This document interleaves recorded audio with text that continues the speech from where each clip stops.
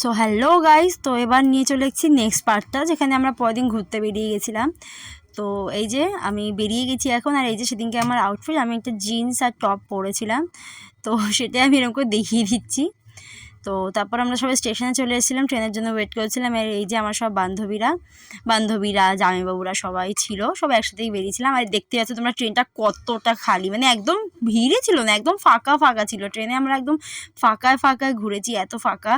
তো তারপরে এই যে আমরা নেমে গেছি বারাসাতে, আর বারাসাতের ভিড়টা তোমরা একবার জাস্ট দেখো গাইজ, একবার দেখো, মানে মানুষ এত ভিড় করেছিল সেদিনকার। এই যে আমরা সব রেল লাইন টপকিয়ে ওপাশে চলে গেলাম, এখানে আমরা একটা বন্ধুর জন্য দাঁড়িয়েছিলাম সবাই মিলে। এখানে আমি একটু ভিডিও করে নিচ্ছিলাম আর সবাইকে দেখাচ্ছিলাম ওই, আর এরা এখানে ঝগড়া করছিলো। তো যাই হোক গাইজ, তো আমাদের বেড়ানো করেছিল বিকালবেলা, বাট আমাদের বেড়াতে বেড়াতে সে সন্ধ্যা হয়েই গেছিলো। এখানে তোমরা দেখতে পাচ্ছ লাইটিং সব করে ফেলেছে। তো আমরা এখানে বাসায় ঠাকুর দেখতে চলে এসেছি, আর এই যে যাচ্ছি আমরা। আর আমাদের আগে তোমরা জাস্ট লাইনটুকু একবার দেখো, মানে সেদিনকে যা ভিড় হয়েছিল প্রচণ্ড, মানে আমরা আমাদের কাছে ভিআইপি পাস ছিল বলে আমরা তাও খুব একটা ঝাড়াঝাড়ি আমাদের করতে হয়নি। আমরা ভিআইপিতেই বলতে গেলে সবকটা প্যান্ডেলই আমরা ভিআইপি পাসেই ঢুকেছি, কারণ আমাদের বন্ধুরা ওখানেই থাকে।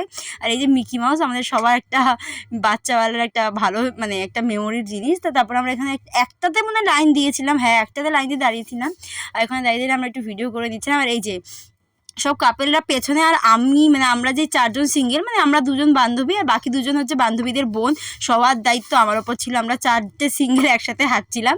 আর এই যে তারপরে এই যে লাইটিংটা, তোমরা সবাই জানো বারাসাতে ঠাকুর কতটা ভালো করে আর কতটা লাইটিং করে। তো এই যে লাইটিং, তোমরা রাস্তা দিয়ে হাঁটতে হাঁটতে লাইটিং দেখতে দেখতে যাচ্ছিলে, সত্যি লাইটিংগুলো খুব সুন্দর করে ওরা প্রত্যেকবারই।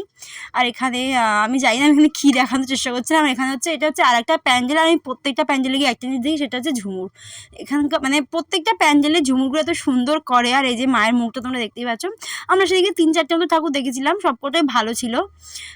তো এই যে এইটা একটা ঠাকুর, আর এইটা হচ্ছে আর একটা ঠাকুর। যারা যারা কাশী বোস লেনে 2023-এ গেছো তারা জানো, ঠিক সেম একটা এরকমই টপিক, একটা মেয়েদের ওপর একটা টপিক করেছিল। তো এবছরও এটাও সেমই অনেকটা হয়েছে, এটাও বেশ ভালো লেগেছে। মানে ওরা কিছু একটা ইউনিক তুলে ধরার চেষ্টা করেছে, খুব ভালো লাগলো প্যান্ডেলটা দেখে।